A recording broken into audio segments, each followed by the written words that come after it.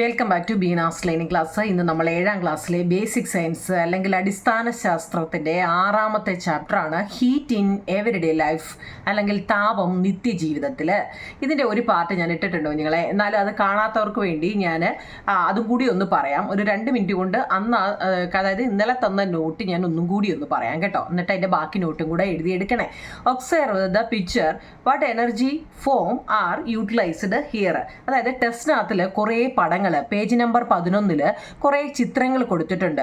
ഇതൊക്കെ ഏതൊക്കെ ഊർജ്ജ രൂപങ്ങളാണ് പ്രയോജനപ്പെടുത്തിയിരിക്കുന്നത് എന്നാണ് ചോദ്യം കേട്ടോ. Observe the picture, what energy form are utilised here. അവിടെ ഏതൊക്കെ എനർജിയാണ് അത് പഠിക്കുന്നതിനോടൊപ്പം തന്നെ നിങ്ങൾ ഏതൊക്കെ എനർജികൾ ഉണ്ടെന്നും കൂടി പഠിച്ചോണം കേട്ടോ.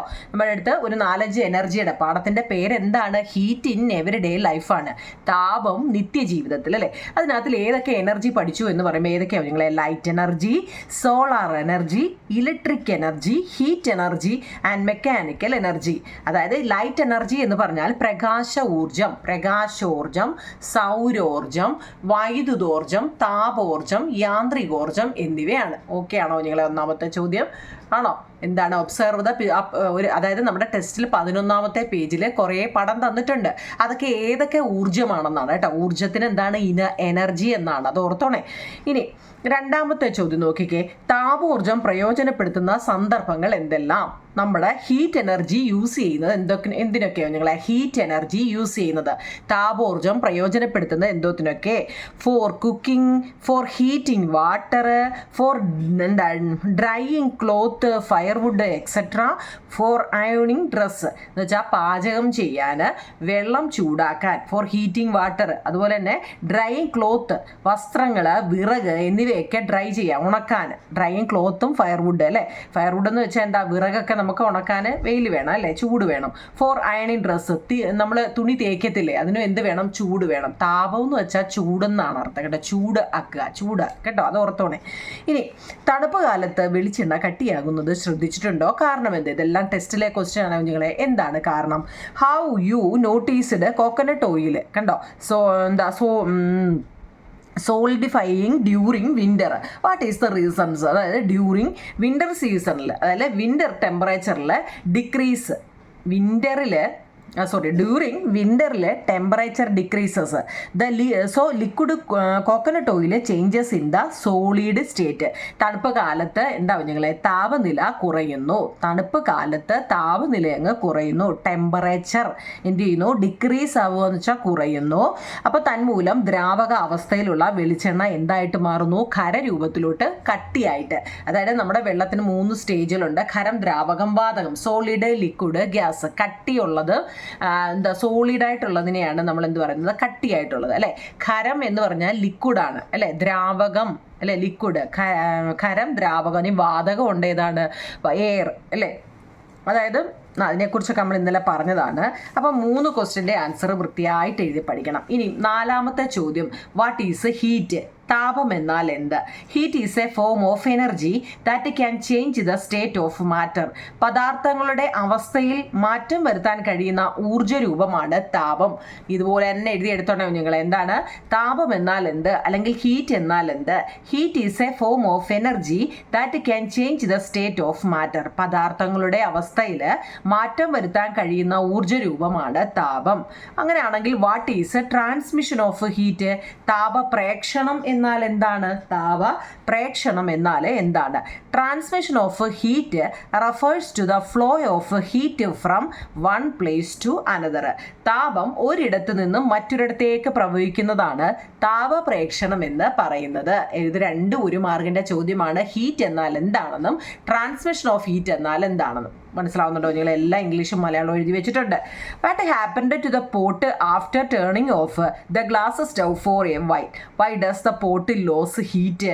അതായത് ഒരു ഗ്യാസ് സ്റ്റവ് ഓഫ് ചെയ്ത ശേഷം അല്പനേരം കഴിയുമ്പോൾ പാത്രത്തിന് എന്ത് സംഭവിക്കുന്നു? നമ്മളൊരു സ്റ്റവ് ഓഫ് ചെയ്താലും അല്പനേരം കഴിയുമ്പോൾ ആ അടപ്പയിൽ വെച്ചിരുന്ന പാത്രത്തിന് എന്ത് സംഭവിക്കുന്നു എന്ന് എന്താവും നിങ്ങളെ? ആ പാത്രം പെതുക്കെ തണുക്കുന്നു അല്ലെ. പാത്രത്തിൽ എന്തായിരുന്നു? അതിൽ നിന്ന് ആ ചൂട് പെതുക്കെ നഷ്ടപ്പെട്ടതാണ് അതിന് കാരണം. താപം നഷ്ടപ്പെട്ട നഷ്ടപ്പെട്ടതാണ് അതിന് കാരണം. പാത്രത്തിൽ നിന്നും താപം എന്താണ്, നമ്മൾ ആ ഫ്ലെയിം അടിച്ച സ്ഥലത്താണ് ചൂട് കൂടുതൽ അല്ലേ, അതെന്താണ്, അത് സ്പ്രെഡായിട്ട് ബാക്കിയുള്ള ഭാഗത്തോട്ട് ഇങ്ങനെ പോയിട്ട് അത് നമ്മൾ സ്റ്റൗ ഓഫ് ചെയ്യുമ്പോൾ എന്താണ്, അത് കുറേശ്ശെ ആയിട്ട് എല്ലായിടത്തോട്ടും അതെന്ത് ചെയ്യുന്നു, പാത്രത്തിൽ നിന്നും താപം പരിസരങ്ങളിലേക്ക് പ്രേക്ഷണം ചെയ്യുന്നു.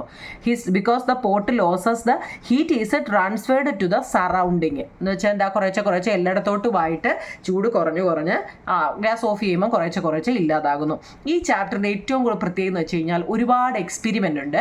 അത് ഞാനാണെങ്കിൽ എന്താ നമ്മുടെ ബുക്കിൽ എഴുതിയിട്ട്, കാരണം ഓൾറെഡി ടെസ്റ്റിൽ എല്ലാ എക്സ്പെരിമെൻറ്റും തന്നിട്ടുണ്ട്. അത് ഈ ചാപ്റ്ററിലെ ഒരു 4-5 എണ്ണമെങ്കിലും കുറഞ്ഞത് വൃത്തിയായിട്ട് പഠിക്കുക എന്നുള്ളതാണ് കേട്ടോ.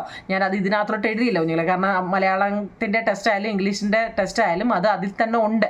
അതുകൊണ്ട് ഞാൻ സെപ്പറേറ്റ് എഴുതി കാണിക്കണ്ടല്ലോ എന്ന് വിചാരിച്ചാണ് എഴുതാഞ്ഞത്. എക്സ്പെരിമെൻ്റ് ടെസ്റ്റിലുണ്ടെന്ന് ഞാൻ ഇവിടെ എഴുതി വെച്ചിട്ടുണ്ട് കേട്ടോ. എന്തുകൊണ്ടാണെന്നറിയോ, അത് അതിൽ കിടപ്പുണ്ട്. ഈ ഗ്ലാസിൻ്റെയൊക്കെ കേട്ടോ, എന്ന് വെച്ച് കഴിഞ്ഞാൽ ഉരുകുന്ന ഐസ് ക്യൂബിനെ കുറിച്ചൊക്കെ. ചൂടുള്ള ജലത്തിലെ ഐസ് വേഗത്തിൽ ഉരുകുന്നു, ചൂടുള്ള ജലത്തിലെ ഉയർന്ന താപനില ഉണ്ടാകുന്നു, ഇതിന് കാരണം എന്താണ് എന്നൊക്കെ കുറേ ചോദ്യങ്ങളുണ്ട് കേട്ടോ. അപ്പോൾ എന്താ, ഐസിൻ്റെ അവസ്ഥ മാറ്റത്തിന് കാരണം ഊർജ്ജരൂപം ഏതാണ്, താപോർജ്ജമാണ് കേട്ടോ. അതൊക്കെ അങ്ങനെയൊക്കെയുള്ള കുറേ ചോദ്യങ്ങൾ ചോദിക്കുന്നുണ്ട് കേട്ടോ. അതൊക്കെ നമുക്ക് നോർമലി ചോദിച്ചാൽ എഴുതാൻ പറ്റുന്നതായതുകൊണ്ടാണ് ഞാൻ എഴുതാഞ്ഞത്. അടുത്ത നോക്കൂ നിങ്ങൾ, 8ാമത്തെ ചോദ്യം നോക്കിക്കേ. കണ്ടക്ഷൻ അല്ലെങ്കിൽ ചാലനം എന്നാൽ എന്താണ്? കണ്ടക്ഷൻ അല്ലെങ്കിൽ ചാലനം എന്നാൽ എന്താണ്? When heat is received at one end of A metal road, the molecules at that end receive the heat and transfer it to the nearest molecules. This method of transmission of heat is called conduction. In solid, heat is transmitted through എന്താ conduction. ഇത് ഇത്രയും എഴുതണോ എന്നൊരു ചോദ്യം എനിക്കറിയാൻ നിങ്ങൾ ചോദിക്കും, ഇത് ഇത്രയും എഴുതണോ കണ്ടക്ഷൻ? ഇത്രയും തന്നെ എഴുതണം. എന്താണെന്നറിയോ, അതായത് നോക്കൂ കുഞ്ഞുങ്ങളെ, ഖരവസ്തുക്കളിലെ താപം പ്രേക്ഷണം ചെയ്യപ്പെടുന്ന രീതിയാണ് ചാലനം. അപ്പോൾ ഒരു മാർക്കിന് നമ്മളോട് ചോദിക്കുകയാണെങ്കിൽ ഖരവസ്തുക്കളിൽ താപം പ്രേക്ഷണം ചെയ്യപ്പെടുന്ന രീതിയാണ് ചാലനം എന്ന് പറയുന്നത്. ഖരപദാർത്ഥത്തിൻ്റെ ഒരു ഭാഗത്ത് താപം ലഭിക്കുമ്പോൾ ആ ഭാഗത്തുള്ള തന്മാത്രകൾ താപം സ്വീകരിച്ച് തൊട്ടടുത്തുള്ള തന്മാത്രകളിലേക്ക് കൈമാറ്റം ചെയ്യപ്പെടുന്നു.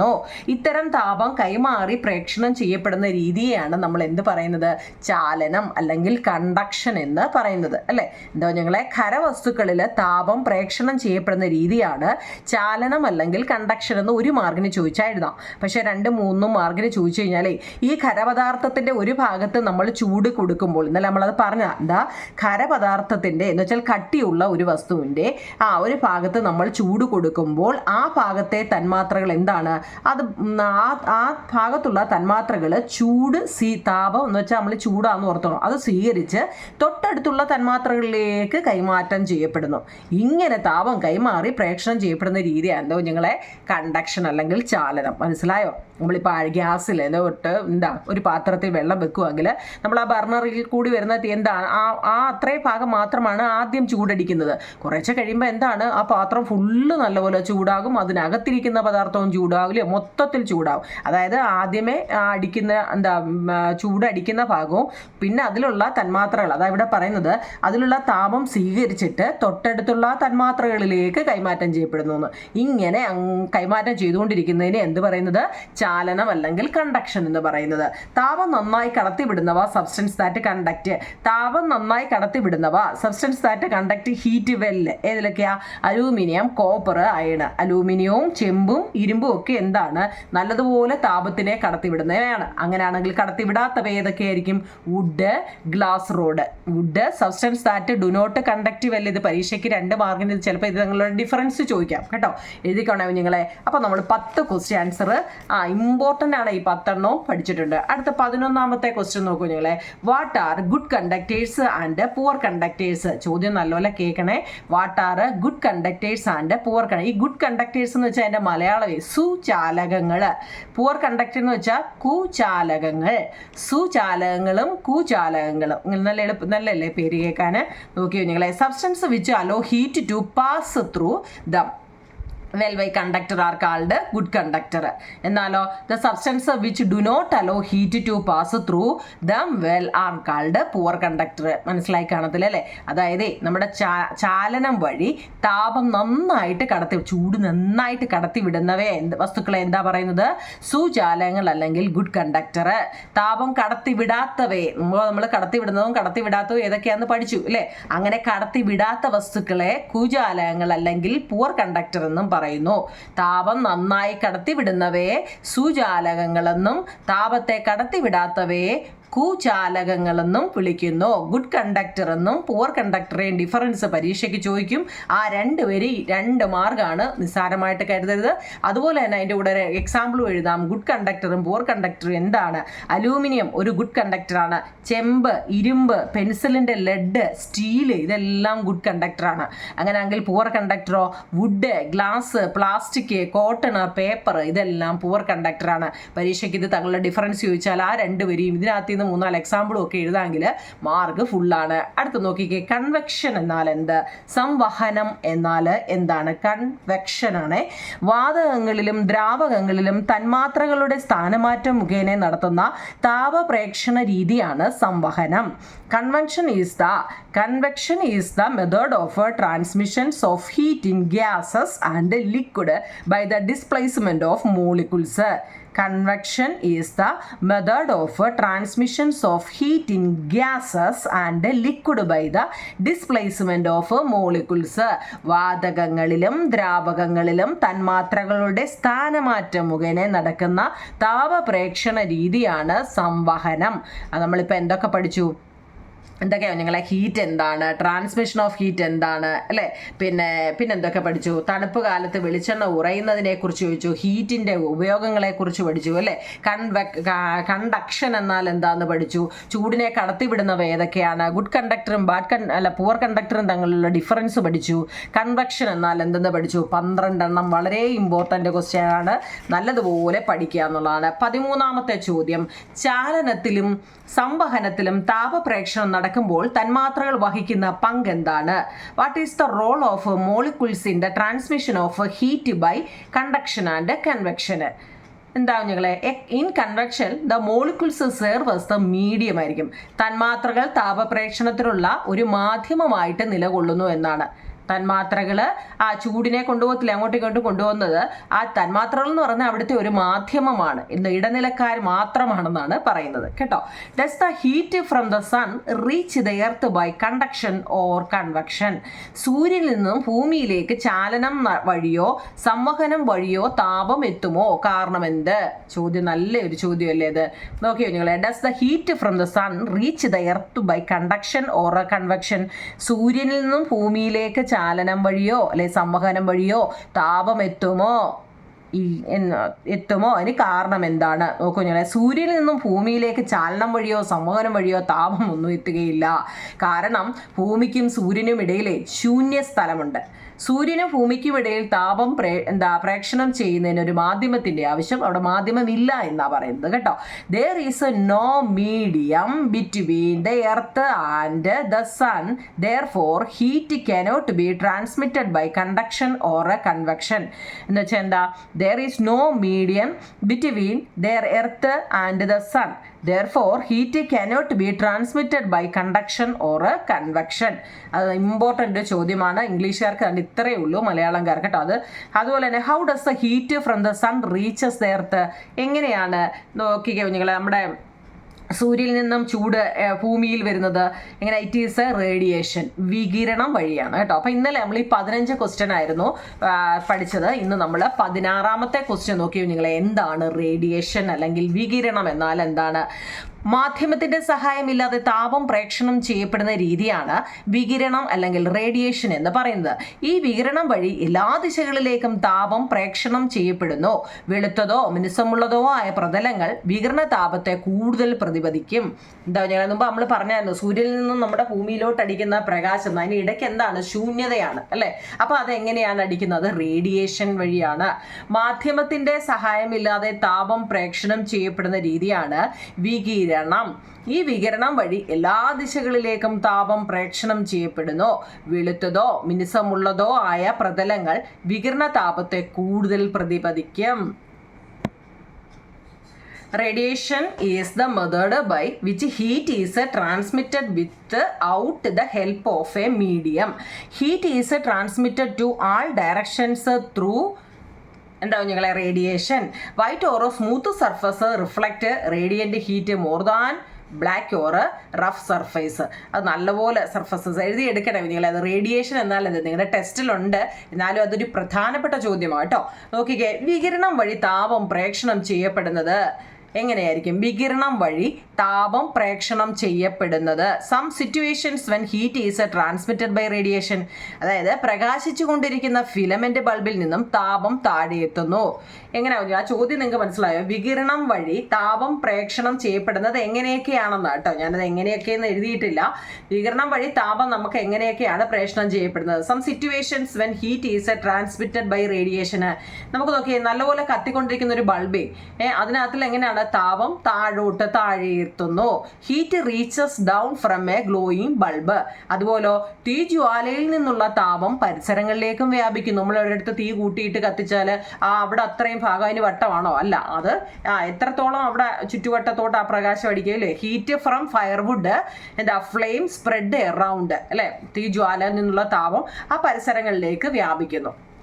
ഇനി താപനഷ്ടം കുറയ്ക്കാൻ ഉപയോഗിക്കുന്ന ഉപകരണങ്ങൾ എന്തെല്ലാമാണ്? ഈ താപത്തിന് നഷ്ടം സംഭവിക്കാതിരിക്കാനേ നമ്മളെന്താ ചൂടുവെള്ളം അടർത്തിയിട്ടൊക്കെ നമ്മൾ ഫ്ലാസ്കിൽ ഒഴിച്ചു വെക്കും, കാസ്ട്രോളിനകത്തിൽ ഒഴിച്ചു വെക്കും അല്ലേ.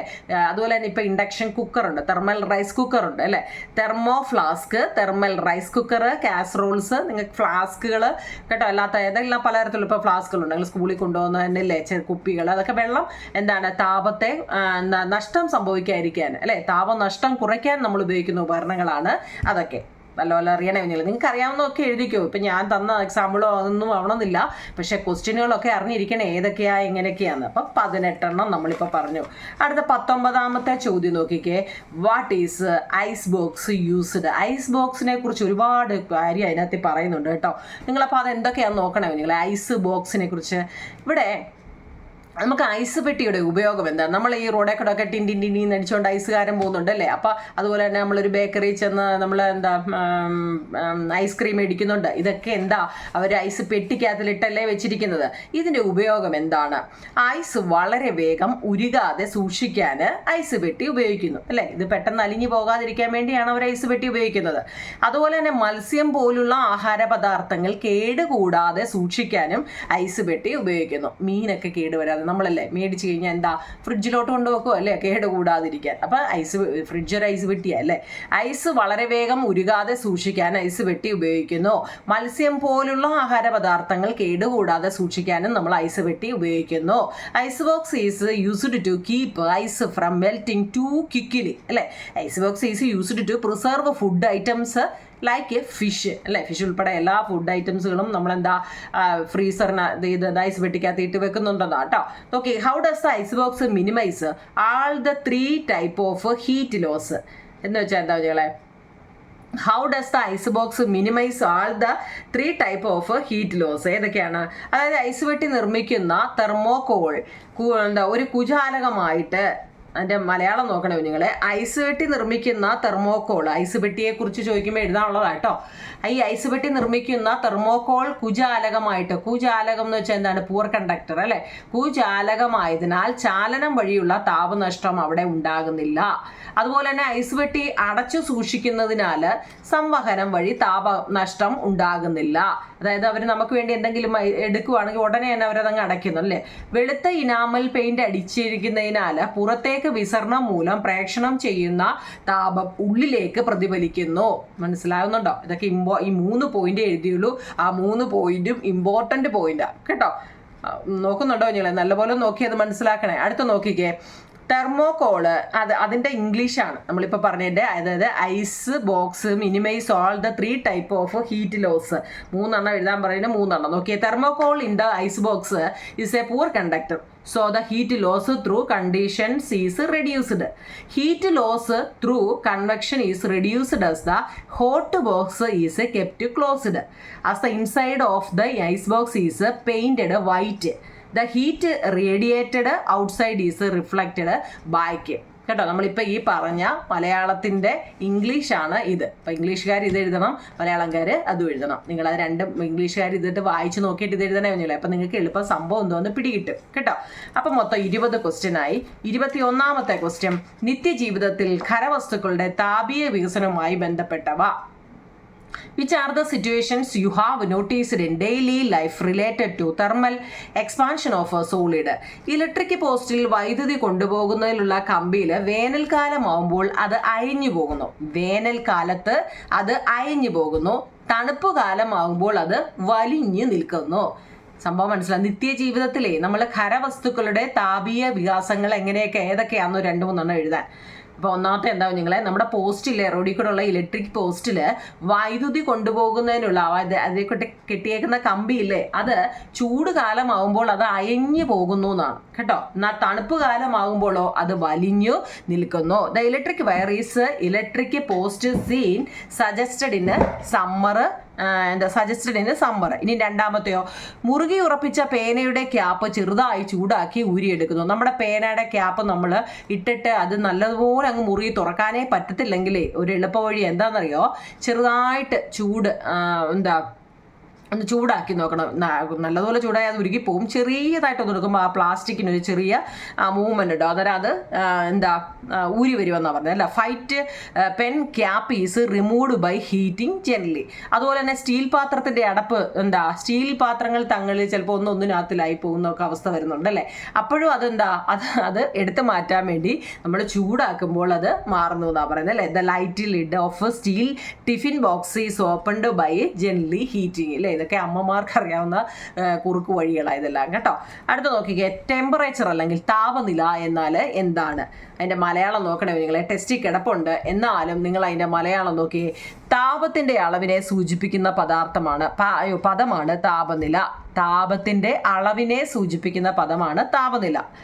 ടെമ്പറേച്ചർ കേട്ടോ. Degree Celsius 0 degree degree Celsius എന്ന് പറയുന്നത് ഇവിടെ 0 അല്ലോ നിങ്ങളെ. ഓക്കെ നിങ്ങളെ, ഡിഗ്രി സെൽഷ്യസ് എന്ന് വെച്ചാൽ ചെറിയൊരു പൂജ്യം കുഞ്ഞൊരെണ്ണാണേ. ഡിഗ്രി സെൽഷ്യസ് എന്ന് എഴുതുന്നതാണ്ട് ഇങ്ങനെ കേട്ടോ, ചെറിയ പൂജ്യം ഇടാവൂ, ചെറിയൊരു പൂജ്യവും ഡിഗ്രി സെൽഷ്യസ്. ഫാരൻ ഹീറ്റ് അതും കുഞ്ഞൊരു പൂജ്യം ഇട്ടിട്ട് ഫാരൻ ഹീറ്റ് എന്നീ യൂണിറ്റുകളാണ് താപനില സൂചിപ്പിക്കുന്നതിന് ഉപയോഗിക്കുന്നത്. മലയാളം അറിയണേ. താപത്തിൻ്റെ അളവിനെ സൂചിപ്പിക്കുന്ന പദമാണ് താപനില. ഡിഗ്രി സെൽഷ്യസ് അല്ലെങ്കിൽ ഡിഗ്രി ഫാരൻ ഹീറ്റ് എന്നീ യൂണിറ്റുകളാണ് നമ്മുടെ താപനില സൂചിപ്പിക്കുന്നതിന് ഉപയോഗിക്കുന്നത്. താപനില അളക്കാൻ തെർമോമീറ്റർ ആണ് ഉപയോഗിക്കുന്നത്. താപനില അളക്കാൻ പരീക്ഷയ്ക്ക് 1 മാർക്കിന് ഉപയോഗിക്കുന്നത് കേട്ടോ. എന്താ ഉപയോഗിക്കുന്നത്? തെർമോമീറ്റർ ആണ് ഉപയോഗിക്കുന്നത്. ഇനി നമ്മുടെ ശരീരത്തിന്റെ താപനില അളക്കുന്നതോ എന്തായിരിക്കും? ക്ലിനിക്കൽ തെർമോമീറ്റർ ആയിരിക്കും. നമ്മുടെ ശരീരത്തിന്റെ താപനില അളക്കുന്നത് ഇതെല്ലാം 1 മാർക്കിന്റെ പ്രധാനപ്പെട്ട ക്വസ്റ്റ്യനുകളാണ്. ഇത് ഈ 5 അല്ലേ. സാധാരണ അളവിൽ മനുഷ്യന്റെ ശരീരത്തിന്റെ താപനില എപ്പോഴും 37 ഡിഗ്രി സെൽഷ്യസുമാണ്. 1, 2, 3, 4, 5 എണ്ണവും വളരെ ഇമ്പോർട്ടൻ്റ് ആണ്. 5 മാർക്കിന്റെ 1 വേർഡ് ആണ്. അതായത് താപത്തിന്റെ അളവിനെ സൂചിപ്പിക്കുന്ന പദമാണ് താപനില. ഡിഗ്രി സെൽഷ്യസ് അല്ലെങ്കിൽ ഡിഗ്രി ഫാരൻ ഹീറ്റ് ആണ് യൂണിറ്റുകളാണ് താപനിലയെ സൂചിപ്പിക്കുന്നത്. താപനില അളക്കാൻ ഉപയോഗിക്കുന്നത് തെർമോമീറ്റർ ആണ്. ശരീരത്തിന്റെ താപനില അളക്കുന്നത് ക്ലിനിക്കൽ തെർമോമീറ്റർ ആണ്. സാധാരണയായിട്ട് ഒരു മനുഷ്യന്റെ ശരീരത്തിന്റെ താപനില 37 ഡിഗ്രി സെൽഷ്യസുമാണ് കേട്ടോ. മലയാളംകാർ അതുപോലെ എഴുതിയെടുക്കണേ നിങ്ങളെ. ഇംഗ്ലീഷുകാർ നോക്കണേ. എന്താ temperature? Temperature is the term that indicate the degree of hotness അല്ലേ. The unit used to indicate temperature ആണ് ഡിഗ്രി സെൽഷ്യസ് അല്ലെങ്കിൽ degree Fahrenheit. Thermometer is the device used to measure temperature. പിന്നെ കുറേ കൂടെ ഒക്കെ നമ്മളിപ്പോൾ മലയാളത്തിൽ എഴുതിയതൊക്കെ അറിയണം കേട്ടോ. പിന്നെ when does the temperature of the atmosphere rise? അതൊരു ഇമ്പോർട്ടൻ്റ് കേട്ടോ. During the day or night way? പകലാണോ രാത്രിയാണോ അന്തരീക്ഷത്തിന്റെ താപനില ഉയരുന്നത്? അത് നല്ലൊരു ചോദ്യമാണ്. എപ്പോഴാവും നിങ്ങളെ?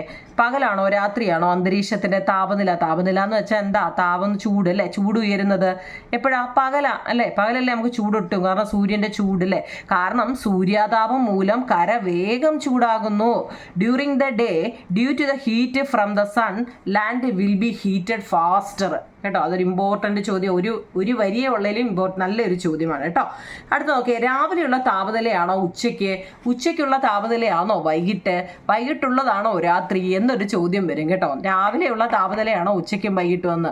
Do we experience the same temperature in the morning at noon? What about evening? Temperature in the morning will be lesser than that at noon. At ഈവനിങ്ങോ ടെമ്പറേച്ചർ ലോവേഴ്സ്. എന്ന് വെച്ചാൽ രാവിലെ താപനില കുറവും ഉച്ചയ്ക്ക് താപനില കൂടുതലുമായിരിക്കും. വൈകുന്നേരമോ താപനില വീണ്ടും താഴുന്നു. രാവിലെ കുറവാണ്, ഉച്ചയായപ്പോഴത്തേക്ക് ഇത് കൂടും, എന്നിട്ട് വൈകിട്ട് അത് വീണ്ടും കുറയും, അല്ലേ? നമുക്കറിയാം. ഓക്കെ ഞങ്ങളപ്പോൾ 24 ക്വസ്റ്റ്യൻ ആൻസർ ഞാൻ തന്നു. 25ാമത്തെ ചോദ്യം, ഒരേ സമയം മണ്ണും ജലവും വെയിലത്ത് വെച്ചാൽ ഏതായിരിക്കും വേഗം ചൂടാകുക? അത് വലിയൊരു എക്സ്പെരിമെൻ്റ് ആണ്. ടെസ്റ്റിൽ ഞാൻ പറഞ്ഞു ഈ ചാപ്റ്ററിനകത്ത് ക്വസ്റ്റ്യൻ ആൻസറുകളെക്കാട്ടിലും പ്രാധാന്യം എക്സ്പെരിമെൻറ്റിനാണ്. അത് കുറേ ടെസ്റ്റ് തന്നിട്ടുണ്ട്, അത് വായിച്ചു നോക്കിയാൽ നിങ്ങൾക്ക് മനസ്സിലാവും.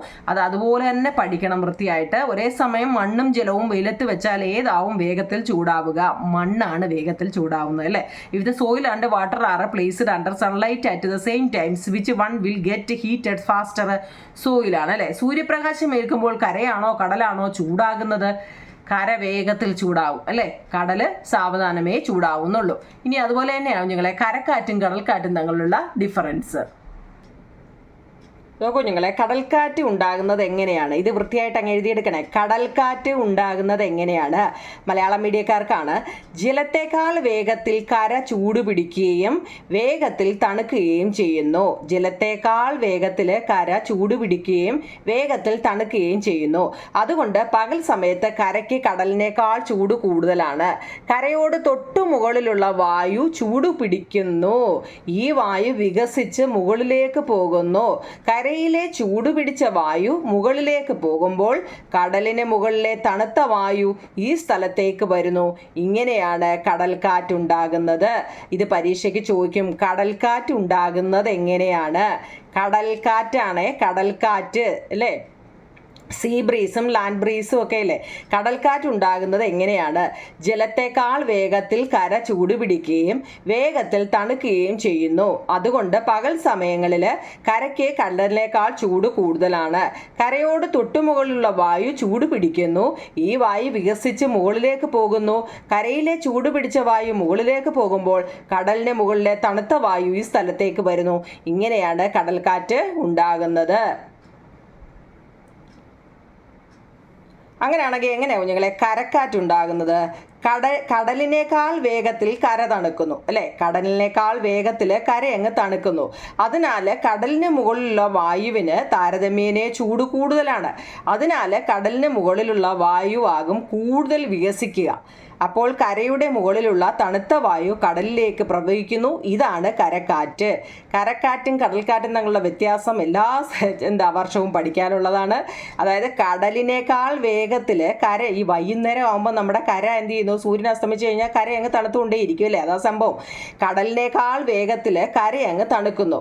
അതിനാൽ കടലിന് മുകളിലുള്ള വായുവിന് താരതമ്യേന ചൂട് കൂടുതലാണ്, അല്ലേ? അതിനാൽ കടലിന് മുകളിലുള്ള വായുവാകും കൂടുതൽ വികസിച്ചിരിക്കുക. അപ്പോൾ കരയുടെ മുകളിലുള്ള തണുത്ത വായു കടലിലേക്ക് പ്രവഹിക്കുന്നു. ഇതാണ് കരക്കാറ്റ്. വൃത്തിയായിട്ട് അത് എഴുതിയെടുക്കണേ. അപ്പോൾ നോക്കൂ, ഞാൻ ഇംഗ്ലീഷ് സീ ബ്രീസ് ഫോം ചെയ്യുന്നത് എങ്ങനെയാണ്? ഇത് 4, 5 മാർക്കിനും ഒക്കെ ചോദിക്കുന്നതാട്ടോ. അതുകൊണ്ടാണ് ഞാനിത് ഇങ്ങനെ തന്നെ കാണിക്കുന്നത്. Land heat up and cool down faster than water. Therefore, the land is warmer than the sea during daytime. The air just above the land gets heated. The air expands and rises up. The air over the sea is cooler compared to that over the land. As the warm air over the land rises up, the cold air over the sea move towards these places. This sea breeze is formed. ഇത് നിങ്ങൾക്ക് വായിക്കുമ്പോൾ ഒത്തിരി വലുതായിട്ട് തോന്നുന്നതായിരിക്കും. നിങ്ങളൊരു book പേപ്പറിലോട്ട് അത് വൃത്തിയായിട്ട് ഓരോ sentence ആയിട്ട് അത് എഴുതി പഠിക്കണം കേട്ടോ. ഇത് വളരെ ഇമ്പോർട്ടൻ്റ് ഒരു ചോദ്യമാണ് സീ ബ്രീസ്. അതുപോലെ ഇമ്പോർട്ടൻ്റ് ആണ് സാൻഡ് ബ്രീസ് ഫോംഡ്. എന്താ നിങ്ങളെ? Sand breeze formed. Land cools faster than the sea, so the air over the sea is relatively warmer. Therefore, it will be air above the sea is more expanded. Then the cold air above the land flows towards the sea. This causes the land breeze. Sea breeze ഉം land breeze ഉം see ബ്രീസും land ബ്രീസും ഏറ്റവും important ആണ് ഈ ചാപ്റ്ററിനകത്തിലെ. അപ്പോൾ അതോടെ നമ്മൾ ഈ chapter അവസാനിച്ചിരിക്കുകയാണ് കുഞ്ഞുങ്ങളെ. ഈ ചാപ്റ്ററിൻ്റെ ഏകദേശം 14 നോട്ടുകൾ തന്നിട്ടുണ്ട്. ഇനി നിങ്ങളിത് പഠിക്കുക എന്നുള്ളതാണ്. ഇതിനകത്തിൽ നമ്മൾ താപോർജ്ജത്തെക്കുറിച്ചാണ് പഠിക്കുന്നത് കേട്ടോ. അതിനകത്തിലെ പ്രധാനപ്പെട്ടെന്ന് വെച്ച് കഴിഞ്ഞാൽ പ്രധാനപ്പെട്ട എല്ലാം ടെമ്പറേച്ചർ എന്താണ്, റേഡിയേഷൻ എന്താണ്, കൺവെക്ഷൻ എന്താണ്, കണ്ടക്ഷൻ എന്താണ്, ഗുഡ് കണ്ടക്ടറും പുവർ കണ്ടക്ടറും എന്താണ്, അല്ലേ, ട്രാൻസ്മിഷൻ ഓഫ് ഹീറ്റ് എന്താണ്, കടൽക്കാറ്റ് കരക്കാറ്റ് എന്താണ്, ഒരുവിധമുള്ള ക്വസ്റ്റ്യൻ ആൻസറുകളെല്ലാം തന്നിട്ടുണ്ട് കുഞ്ഞുങ്ങളെ കേട്ടോ. ഇനി നിങ്ങൾ ആ കമൻറ്റ് ബോക്സിൽ കമൻറ്റ് പറയണേ നിങ്ങൾക്ക് മനസ്സിലാവുന്നുണ്ട്. കാരണം എന്ന് വെച്ച് കഴിഞ്ഞാൽ ഇത് മനസ്സിലാവില്ലെന്ന് നിങ്ങൾ പറയരുത്. കാരണം ഇംഗ്ലീഷും ഉണ്ട് മലയാളവും ഉണ്ട്. നിങ്ങൾക്ക് ഏത് വിഷയക്കാർക്കും പഠിക്കാൻ പറ്റുന്ന രീതിയിലാവും നിങ്ങളെല്ലാം എഴുതി വെച്ചേക്കുന്നത് കേട്ടോ. അപ്പോൾ നിങ്ങൾ ഇതിൻ്റെ കമൻറ്റ് ബോക്സിൽ കമൻറ്റ് പറയണം കേട്ടോ. എന്താണെങ്കിലും പറഞ്ഞു കേട്ടോ. നിങ്ങൾക്ക് ഇഷ്ടപ്പെട്ടാലും ഇഷ്ടപ്പെട്ടില്ലെങ്കിലും നിങ്ങൾ പറഞ്ഞു കുഞ്ഞുങ്ങളെ കേട്ടോ. ഓക്കെ കുഞ്ഞുങ്ങളെ, താങ്ക് യു.